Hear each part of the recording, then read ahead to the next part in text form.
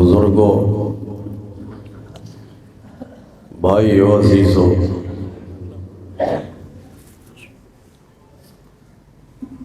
خطاب کا موضوع ہے معراج النبی صلی اللہ علیہ وسلم۔ انشاءاللہ آئندہ جمعۃ المبارک کے خطاب کا موضوع ہوگا شب برات۔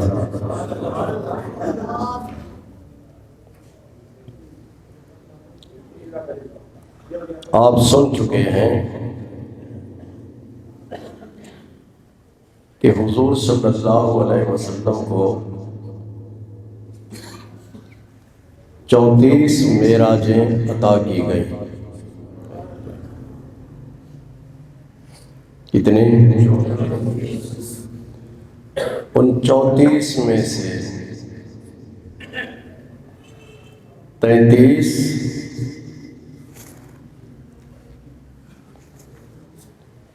روحانی ہیں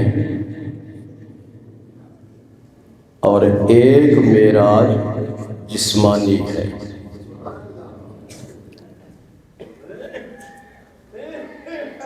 تینتیس معراجیں روحانی اور ایک معراج جسمانی۔ اس جسمانی معراج کو اللہ تعالیٰ نے 15ویں پارے کی پہلی آیت میں بیان فرمایا۔ ارشاد فرمایا سبحان الذی اسریٰ بعبدہ لیلا من المسجد الحرام الی المسجد الاقصیٰ۔ اور اس ضمن میں پچھلے جمعۃ المبارک کے خطاب میں میں نے بتایا تھا کہ جسمانی معراج کا پس منظر کیا ہے۔ یہ بچے دو آئے ہیں، ایک آسٹریلیا سے ایک لندن سے۔ آپ لوگوں نے یہ خطاب نہیں سنا۔ جسمانی معراج کہتے ہیں کہ حضور صلی اللہ علیہ وسلم کو اللہ تعالیٰ نے لا مکان پہ بلایا۔ کہاں؟ صرف آپ کی روح وہاں نہیں پہنچی، یہ جسم بھی ساتھ تھا۔ تو حضور صلی اللہ علیہ وسلم نے اپنے سر مبارک کی ان آنکھوں سے لا مکان پہ جا کر رب کا دیدار کیا۔ اس کا نام ہے معراج جسمانی۔ پھر پچھلے جمعہ میں نے بتایا کہ اس کا پس منظر کیا ہے۔ اتنا بڑا اعزاز اور اتنی بڑی اللہ تعالیٰ نے آپ کو نعمت عطا فرمائی، اس کی وجہ کیا ہے وہ بھی بتا دی گئی۔ آپ مکہ مکرمہ طائف سے مکہ شریف پہنچے، آرام فرما رہے تھے۔ جبریل علیہ السلام اللہ تعالیٰ کا پیغام لے کر آیا، وہ بھی میں نے وضاحت کر دی۔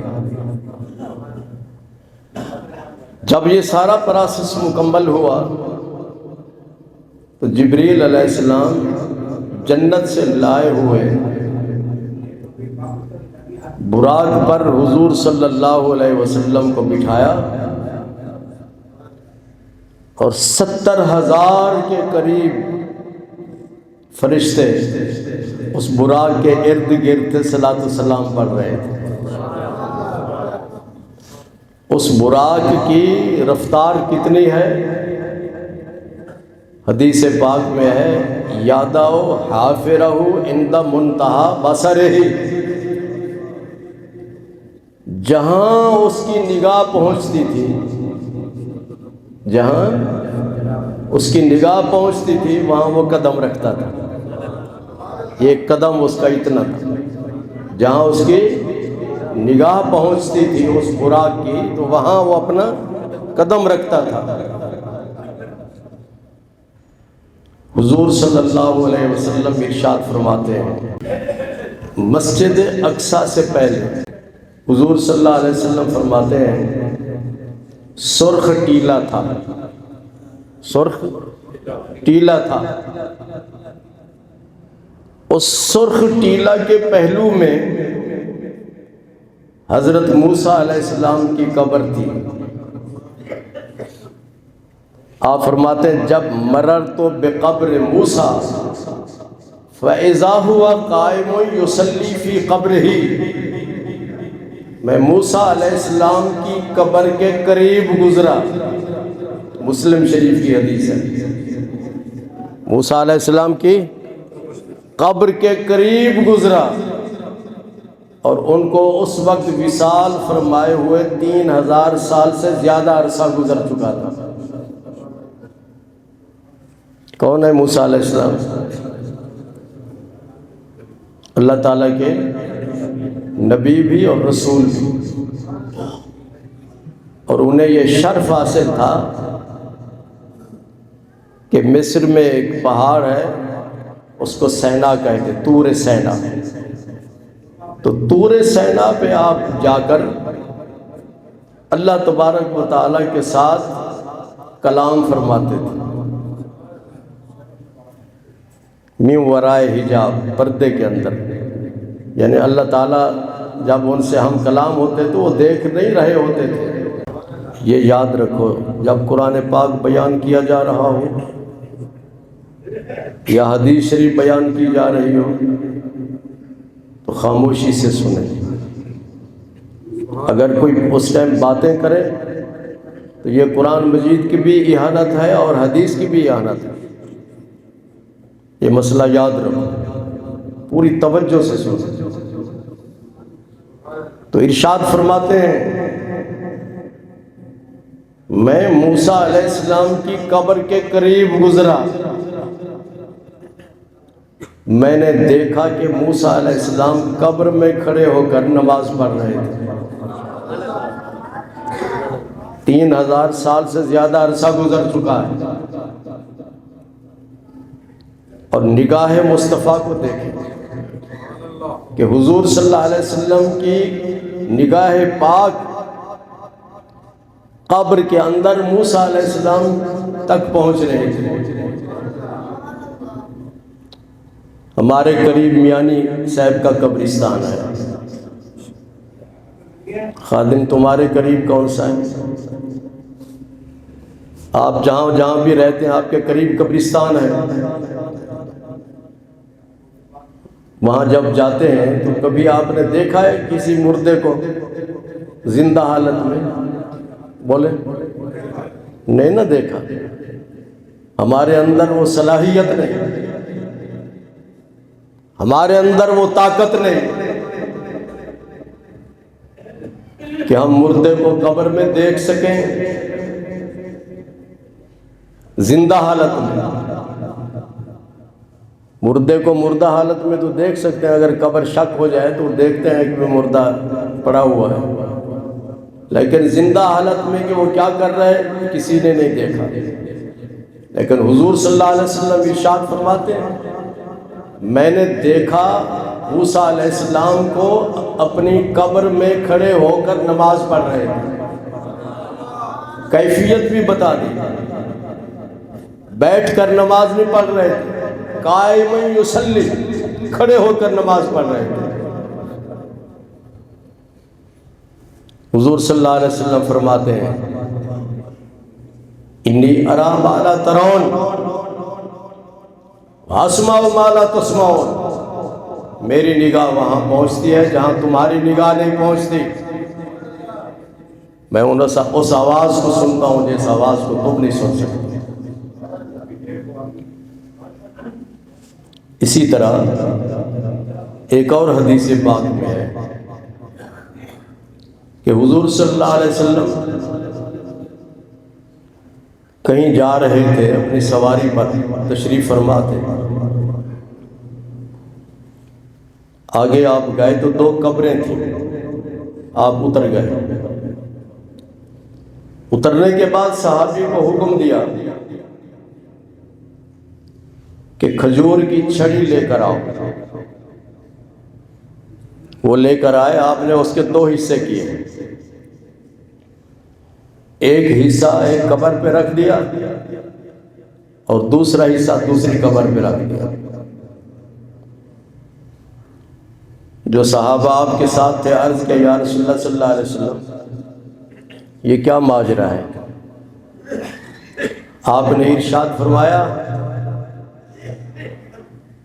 کہ میں نے ان دو قبروں کے اندر قبر والوں کو دیکھا ہے، میت کو میں نے دیکھا ہے کہ وہ عذاب میں مبتلا ہے۔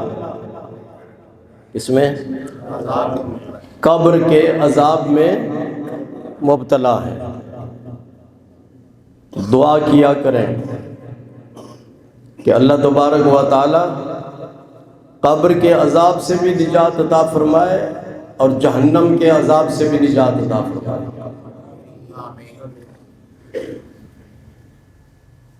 حبیب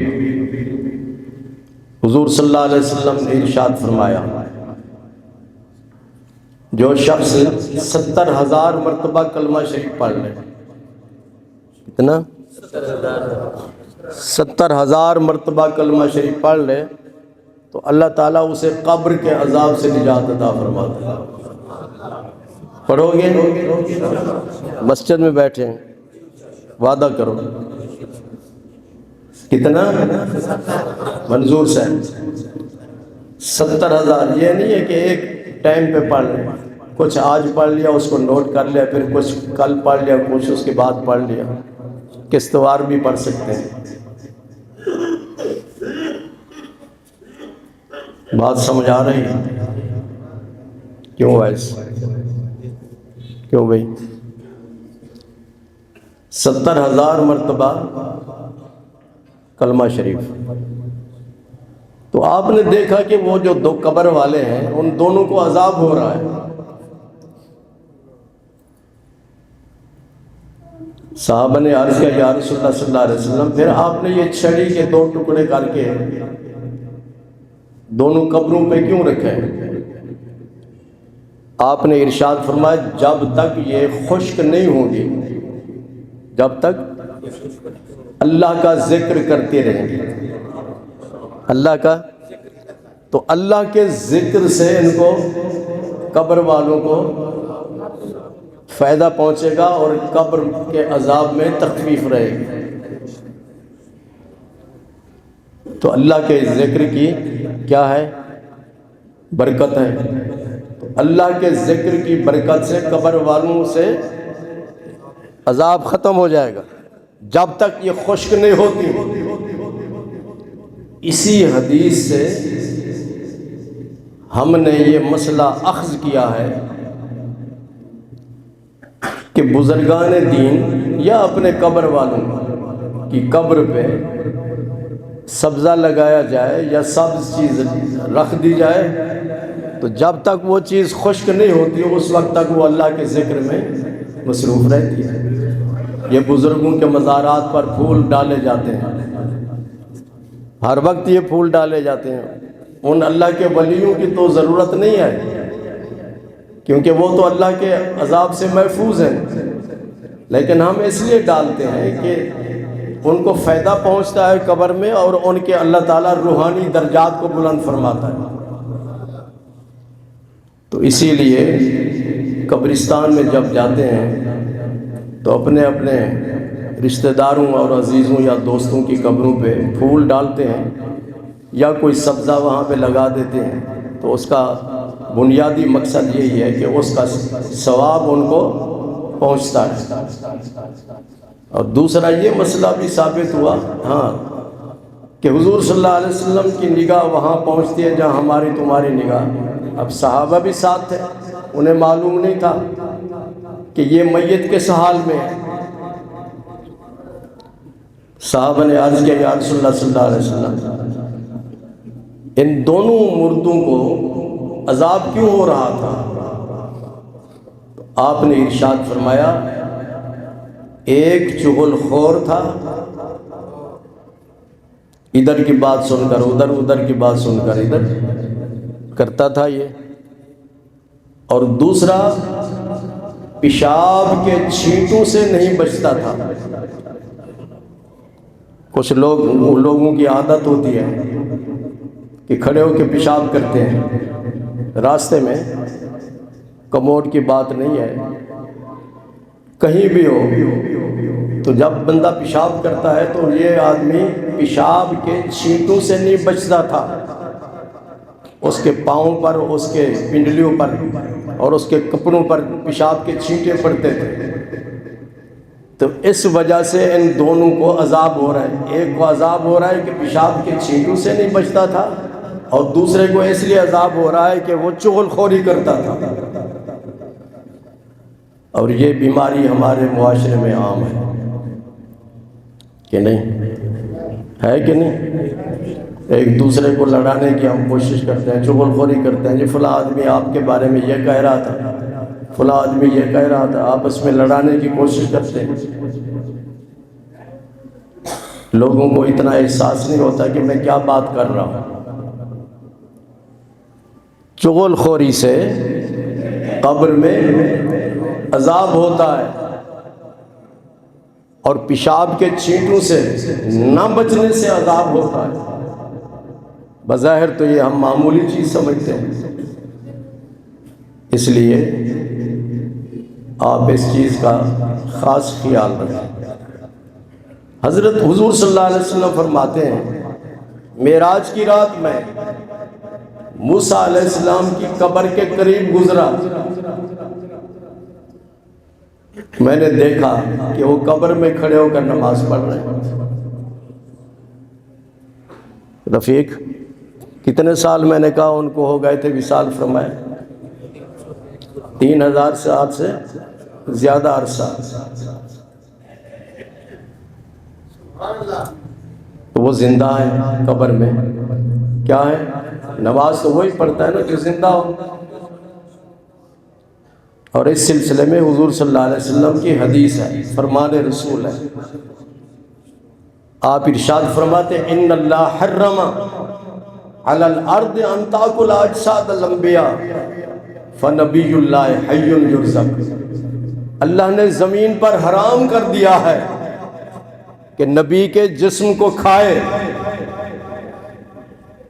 اللہ کے نبی اپنی قبروں میں زندہ ہوتے ہیں اور اللہ ان کو رزق عطا فرماتا ہے۔ ہم جب مردے کو دفن کر کے آتے ہیں تو دیکھا نہیں، کچھ عرصے کے بعد صرف اس کی ہڈیاں ہوتی ہیں، باقی سارا اس کا چمڑا اور گوشت جو ہے وہ کیڑے مکوڑے کھا جاتے ہیں۔ لیکن اللہ تبارک و تعالیٰ نے نبیوں کے اور ولیوں کے اور شہیدوں کے جسم کو محفوظ کیا ہوا ہے،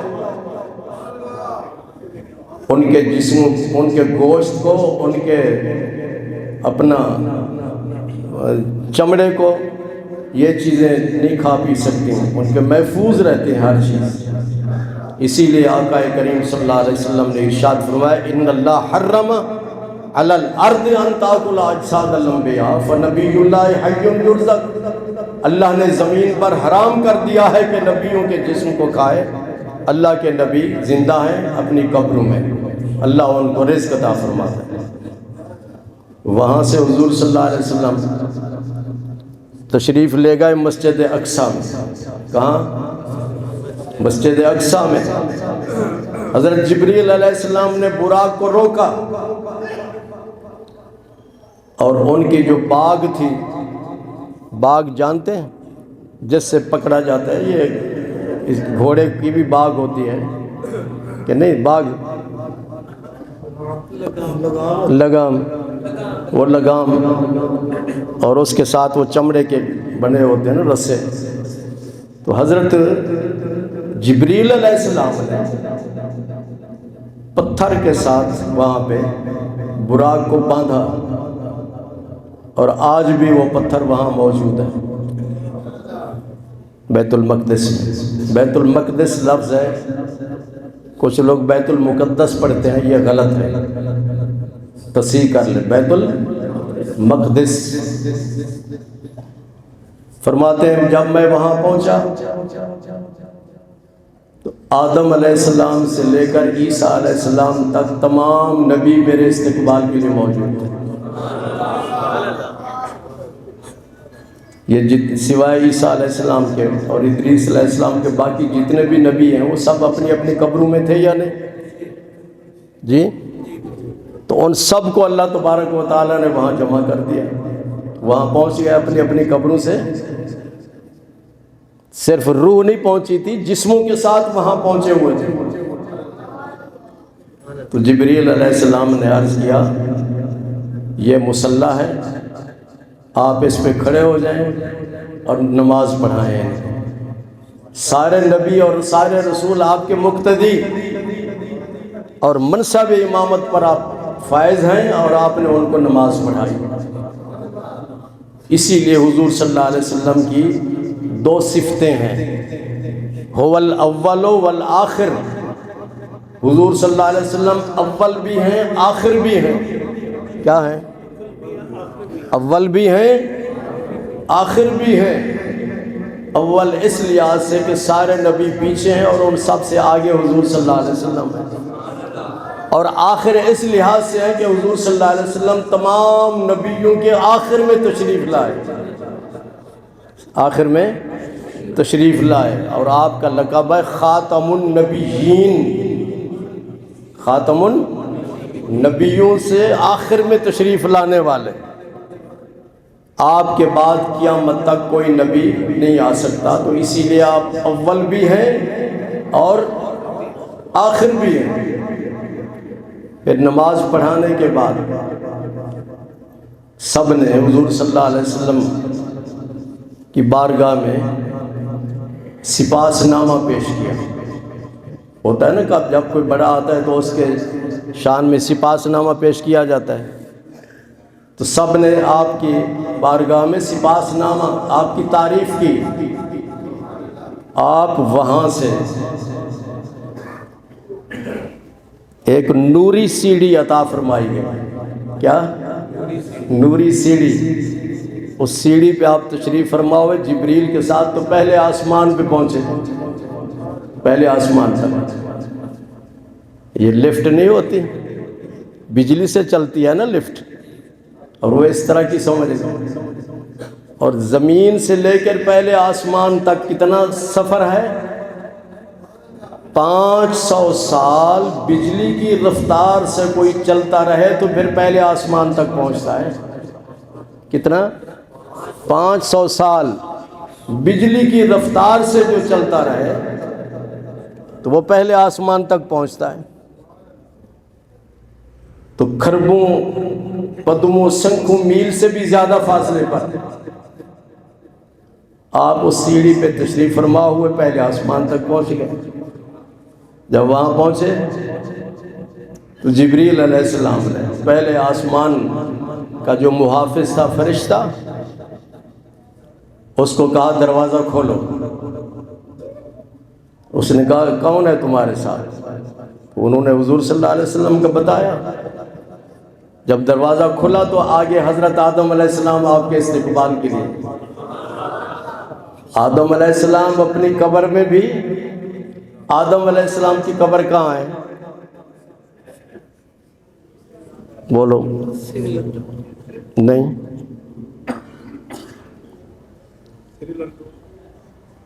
یہی تو بات ہے نا۔ یہ الیکشن ہوا ہے نا، تو جب لوگ آتے تھے انٹرویو کے لیے، بڑی بڑی لوگ باتیں کرتے تھے کہ نہیں یہ مہنگائی ہے جی، گیس کے بل اتنے ہیں، فلانے اتنے ہیں، فلاں اتنے ہیں، بڑے پریشان ہیں۔ یہ چیزیں پوچھو تو کسی کو معلوم نہیں، کیونکہ آپ کا تعلق مسجد سے ہوتا نہیں ہے، بہت کم لوگ ہوتے ہیں۔ اور اگر جمعہ والے دن آئیں خطاب کے لیے تو پھر آئیں گے سب سے آخر میں، جب مولانا صاحب خطبہ دیں گے عربی کا۔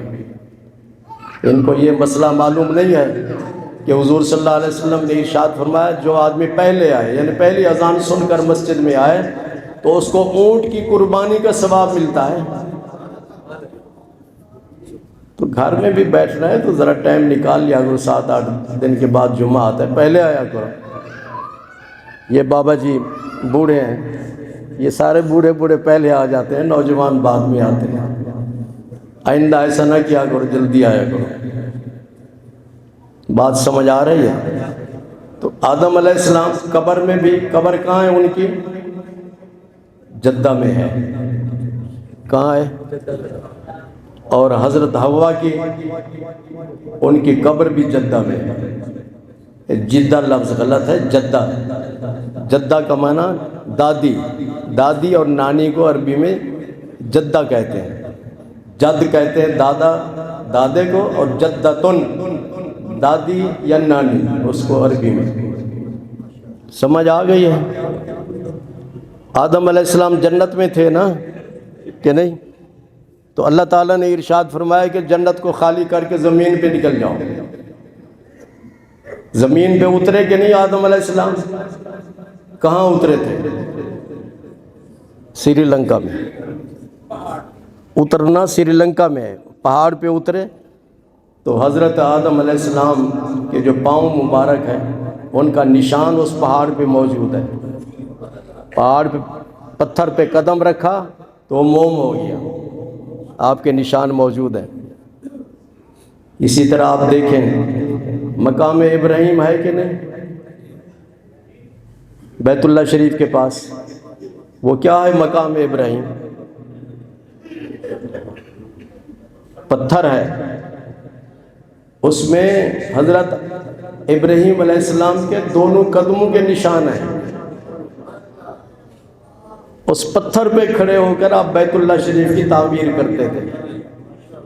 جو عمارت اونچی ہوتی جاتی تھی وہ پتھر بھی ساتھ اونچا اونچا ہوتا تھا، تو نشان موجود ہے وہاں سری لنکا میں۔ تو آدم علیہ السلام استقبال کے لیے اسی طرح کتنے آسمان ہیں؟ 7 آسمان۔ ہر آسمان پہ اللہ تبارک و تعالیٰ کا نبی موجود ہے اور وہ آپ کے استقبال کے لیے۔ 6 آسمان پر حضرت موسیٰ علیہ السلام، کون؟ اور 7ویں آسمان پر حضرت ابراہیم علیہ السلام نے آپ کا استقبال کیا۔ اور آپ کو میں کیا بتاؤں کہ کتنا فاصلہ ہے زمین سے، پہلے آسمان تک کا تو بتا دیا، پھر پہلا آسمان اتنا موٹا ہے، چوڑا ہے، اس کا ڈبل، جتنا یہاں سے پہلے آسمان تک کا ہے نا سفر، اس کا ڈبل ہے۔ اسی طرح ڈبل کرتے جائیں آگے۔ حضور صلی اللہ علیہ وسلم جب پہنچے 7ویں آسمان سے اوپر، تو وہاں پہ سدرۃ المنتہا ہے۔ کیا ہے؟ سدرۃ المنتہا، یہ وہ جگہ ہے جہاں حضرت جبریل علیہ السلام رہتے ہیں۔ آگے نہیں جا سکتے، آگے نہیں جا سکتے۔ عرض کیا یا رسول اللہ صلی اللہ علیہ وسلم، حضور صلی اللہ علیہ وسلم نے فرمایا آگے چلو، زمین سے لے کر سدرۃ المنتہا تک اتنا طویل سفر میں تم میرے ساتھی رہے، آگے چلو۔ عرض کرتے لو دنوت انملۃ لاحترقت، اگر میں ایک پوٹے کے برابر بھی اوپر پرواز کروں تو میں جل جاؤں گا۔ میں جبریل کو اللہ تعالیٰ نے کس چیز سے پیدا کیا؟ نور سے۔ اور ہمیں کس چیز سے پیدا کیا؟ جتنے بھی ہم بیٹھے ہیں کس چیز سے پیدا کیا؟ مٹی سے۔ اور جبریل علیہ السلام اور تمام فرشتے نور سے، اور جن یہاں بھی بیٹھے ہیں، جن سارے سن رہے ہیں جو کچھ ہم کہہ رہے ہیں۔ یہ کس سے پیدا ہوئے؟ آگ سے۔ اور کوئی گھر ایسا خالی نہیں ہے جہاں جن موجود نہ ہو۔ جن مسلمان بھی ہیں اور کافر بھی ہیں، مسلمان بھی اور کافر بھی۔ تکلیف دیتے ہیں، ایذا دیتے ہیں، پھر لوگ آتے ہیں کہ جی کوئی تعویذ دیں، جنات کا اثر ہے۔ سب سے بڑا تعویذ نماز ہے، اور یہ نماز معراج کا تحفہ ہے۔ جب حضور صلی اللہ علیہ وسلم سدرۃ المنتہا سے اوپر گئے اللہ تعالیٰ کی بارگاہ میں مختصر کر رہا ہوں، تو اللہ تبارک و تعالیٰ نے ارشاد فرمایا محبوب آپ میرے پاس آئے ہیں، تو جو کسی کے پاس جاتا ہے تو کوئی تحفہ لے کر جاتا ہے، خالی ہاتھ نہیں جاتا۔ آپ میرے پاس آئے ہیں تو کون سا تحفہ لے کر آئے؟ آپ نے ارشاد فرمایا زاہد التحیات للہ والصلوات والطیبات، عبادت 3 قسم کی ہے، عبادت 3 قسم کی ہے، عبادت جسمانی، عبادت مالی اور عبادت جسمانی اور مالی۔ ایک عبادت وہ ہوتی ہے جس میں صرف جسم استعمال ہوتا ہے، جیسے نماز اور روزہ جسم استعمال ہوتا ہے، اور ایک عبادت ہوتی ہے جس میں صرف مال استعمال ہوتا ہے، اور وہ ہے زکوٰۃ۔ اور تیسری عبادت ہے جس میں جسم بھی استعمال ہوتا ہے اور مال بھی استعمال ہوتا ہے، پیسہ، اور وہ ہے بولیں حج۔ حج میں جسم بھی استعمال ہوتا ہے اور حاجی جی پیسے بھی خرچ ہوتے ہیں۔ تو التحیات للہ والصلوات، یہ 3 قسم کی عبادتیں ہیں۔ تو حضور صلی اللہ علیہ وسلم نے عرض کیا یا اللہ میں ایسا تحفہ تیری بارگاہ میں لایا ہوں جو تیرے خزانے میں نہیں ہے۔ اللہ تو زمین آسمان کے خزانوں کا مالک ہے کہ نہیں ہے مالک؟ تو آپ نے فرمایا ایسا تحفہ لایا ہوں جو آپ کے خزانے میں نہیں ہے۔ تو عرض کیا وہ تحفہ عبادت ہے۔ کیا ہے؟ ہم سب عبادت کرتے ہیں، اللہ کسی کی عبادت نہیں کرتا، وہ معبود ہے، ہم عابد ہیں۔ کیا ہے اجمل؟ ہم عبادت کرنے والے ہیں اور اللہ تبارک و تعالی معبود ہے۔ یا اللہ میں تیری بارگاہ میں عبادت کا تحفہ لایا ہوں۔ اس کے جواب میں اللہ تعالیٰ نے ارشاد فرمایا السلام علیکہ ایھا النبی ورحمۃ اللہ وبرکاتہ۔ آپ میرے پاس 3 تحفے لائے، میں بھی آپ کو 3 تحفے دیتا ہوں۔ السلام سلامتی، رحمت اور برکت۔ کیا؟ سلامتی، رحمت اور برکت۔ اس پہ اور بھی گفتگو ہے، ٹائم نہیں ہے اتنا ہمارے پاس۔ تو اس کے بعد ارشاد فرمایا کہ محبوب آپ واپس جا رہے ہیں تو اپنی امت کے لیے بھی تحفہ لے کر جائیں، اپنی امت کے لیے بھی تحفہ لے کر جائیں۔ عرض کیا وہ کیا تحفہ ہے؟ فرمایا 50 نمازوں کا۔ کس کا؟ 50 نمازوں کا تحفہ لے کر جائیں۔ تو حضور صلی اللہ علیہ وسلم وہاں سے تشریف لائے، 7ویں آسمان پر تو حضرت ابراہیم علیہ السلام سے ملاقات ہوئی، مولانا ذوالفقار۔ تو حضرت ابراہیم علیہ السلام نے پوچھا آپ اللہ تعالیٰ کی طرف سے کیا تحفہ لائے؟ تو فرمایا 50 نمازیں۔ کیا؟ آپ خاموش رہیں، آپ خاموش رہیں۔ پھر 6 آسمان پر آئے تو حضرت موسیٰ علیہ السلام سے ملاقات ہوئی، تو موسیٰ علیہ السلام سے پوچھا کیا تحفہ لائے؟ تو آپ نے ارشاد فرمایا 50 نمازوں کا۔ حضور صلی اللہ علیہ وسلم سے انہوں نے کہا کہ آپ واپس جائیں، آپ کی امت 50 نمازیں نہیں پڑھ سکے گی، جائیں اللہ تعالیٰ سے معاف کروا کے آئیں۔ حضور صلی اللہ علیہ وسلم واپس اللہ تعالیٰ کی بارگاہ میں حاضر ہوئے تو اللہ تعالیٰ نے 5 نمازیں معاف کی، باقی 45۔ پھر اسی طرح ابراہیم علیہ السلام خاموش رہے، حضرت موسیٰ علیہ السلام پھر بول پڑے، پھر حضور صلی اللہ علیہ وسلم واپس تشریف لے گئے۔ اسی طرح آپ واپس جاتے رہے، آتے رہے، جاتے رہے، آتے رہے، 5 نمازیں معاف ہوتی رہی، باقی 5 نمازیں باقی رہ گئیں۔ پھر بھی حضرت موسیٰ علیہ السلام نے عرض کیا کہ حضرت یہ آپ کی امت 5 نمازیں بھی نہیں پڑھے گی۔ بات درست ہے کہ نہیں؟ جی ہم 5 نمازیں نہیں پڑھتے، جب کسی سے پوچھیں تو کہتے ہیں بس کبھی کبھی 1-2 نمازیں پڑھ لیتے ہیں۔ کچھ لوگ تو ایسے صرف جمعہ کی نماز پڑھتے ہیں، باقی پورے ہفتے میں نماز نہیں پڑھتے۔ کچھ ایسے لوگ بھی ہیں جمعہ کی نماز نہیں پڑھتے، عید کی نماز پہ آتے ہیں سال کے بعد۔ تو حضور صلی اللہ علیہ وسلم نے ارشاد فرمایا اب مجھے حیا آتی ہے اور مجھے امید ہے کہ میری امت 5 نمازیں پڑھے گی۔ واپس نہیں گئے تو اللہ تعالیٰ نے غیب سے آواز دی کہ اے میرے محبوب، جو آپ کا امتی 5 نمازیں پڑھے گا میں اسے 50 نمازوں کا ثواب عطا فرماؤں گا۔ سمجھ آ گئی کہ نہیں؟ اب یہاں یہ سوال پیدا ہوتا ہے کہ حضرت ابراہیم علیہ السلام تو جد الانبیاء ہیں، نبیوں، کئی نبی ان کی اولاد میں سے ہیں، وہ خاموش رہے اور حضرت موسیٰ علیہ السلام بولتے رہے، اس کی کیا وجہ ہے؟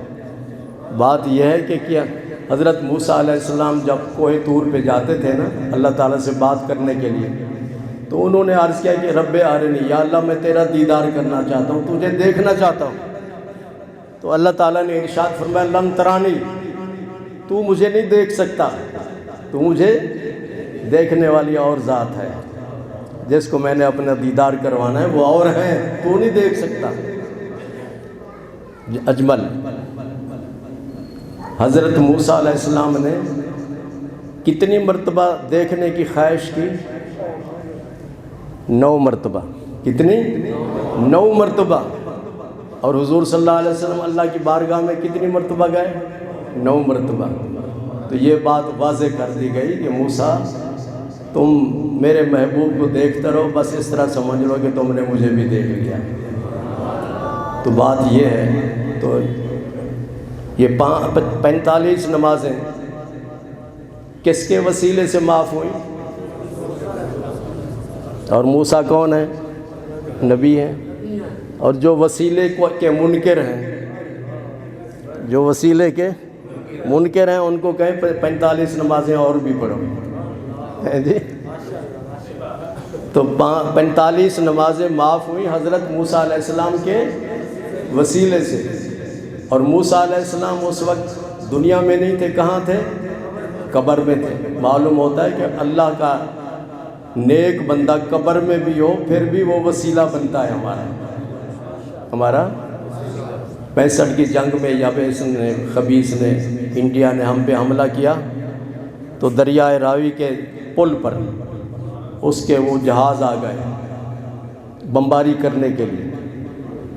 تو اس پائلٹ نے دیکھا کہ کاک پٹ میں ایک سبز لباس والا بزرگ آیا ہوا ہے اور انہوں نے روک دیا، خبردار بمباری نہیں کرنی، واپس چلے جاؤ۔ پھر اگلے دن آئے، پھر اگلے دن آئے، آخر میں انہوں نے پوچھا کہ آپ کون ہیں ہمیں روکنے والے؟ آپ نے فرمایا داتا علی حجویری۔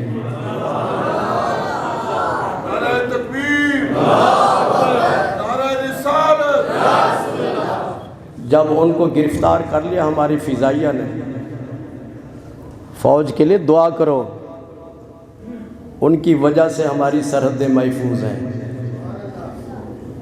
آج ایک طبقہ ایسا ہے جو فوج کو کمزور کرنا چاہتا ہے، کیونکہ انڈیا کی ہمارے دشمن کی خواہش یہ ہے، صرف انڈیا نہیں دوسرے بھی ملک، ان کی خواہش یہ ہے کہ بھی ہماری فوج کمزور ہو۔ اب یہ الیکشن ہوئے ہیں، آپ نے ووٹ دیے؟ بولیں۔ اس لیے ووٹ دیے کہ کوئی حکومت اچھی آئے تاکہ مہنگائی ختم ہو۔ مہنگائی، یہ بجلی کے جو بل ہیں اس میں 9-10 ٹیکس لگے ہوئے ہیں، بجلی کا ریٹ کم ہوتا ہے اور ٹیکس زیادہ ہوتا ہے۔ تو اچھی حکومت آئے، ہم نے تو اس لیے ووٹ دیے، میں نے بھی دیا ووٹ کہ کوئی اچھی حکومت آئے جو لوگوں کو مہنگائی سے نجات دلائے۔ اسمبلی میں جائیں گے تو پھر ہوگا، اور اگر باہر افراتفری مچا لیں گے، ہمیشہ پہلی دفعہ ہمیں پتہ چلا ہے کہ جیتنے والے بھی دھاندلی کا شور مچاتے ہیں اور ہارنے والے بھی دھاندلی کا شور مچا رہے ہیں، یہ پہلی دفعہ ہوا ہے۔ ایسا نہیں ہونا چاہیے۔ اگر احتجاج وغیرہ نہ کریں، جنہوں نے احتجاج کا اعلان کیا میں ان سے گزارش کروں گا کہ اپنے اس اعلان کو واپس لیں اور آئینی اور قانونی راستہ اختیار کریں۔ عدالتیں کھلی ہوئی ہیں، اگر آپ کو اعتراض ہے تو وہاں اپنے معاملات کو پیش کریں۔ تو اس لیے ان چیزوں سے احتیاط کرنی چاہیے، ملک کے اندر افراتفری نہیں ہونی چاہیے۔ ہماری فضائیہ نے ان کو گرفتار کیا، گرفتار کرنے کے بعد قصور لے گئے 3 دن تک انہوں نے بات نہیں کی کسی کے ساتھ، خاموش رہے۔ تیسرے دن کے بعد انہوں نے کہا کہ پہلے ہمیں یہ بتاؤ کہ وہ سبز جبے والا کون تھا جو ہمیں کاکپٹ میں آ کے ہمیں روکتا تھا، وہ بتاؤ وہ کہاں ہے؟ تو انہوں نے پوچھا کہ آپ نے پوچھا تھا ان سے کون ہو؟ وہ کہنے لگے ہاں ہم نے ان سے پوچھا تھا، وہ کہتے تھے میرا نام داتا علی حجویری ہے، تو وہ ان سے ہماری ملاقات کرواؤ۔ تو انہوں نے کہا کہ ان کا تو مزار لاہور شریف میں ہے، یہ قصور میں، ان سے انہیں گرفتار کیا اور اس طرح کی باتیں۔ یہ اس وقت جو اخبار چھپے تھے نا ان میں تمام یہ ساری چیزیں موجود تھیں۔ تو اللہ کے ولی قبر میں ہوں پھر بھی مدد کرتے ہیں، اللہ کے نبی قبر میں ہوں تو پھر بھی مدد کرتے ہیں۔ میری دعا ہے کہ اللہ تبارک و تعالی ہمارے ملک کو استحکام عطا فرمائے اور ہمارے سیاستدانوں کو ہوش کے ناخن لینے کی توفیق عطا فرمائے۔ وآخر دعوانا الحمدللہ رب العالمین۔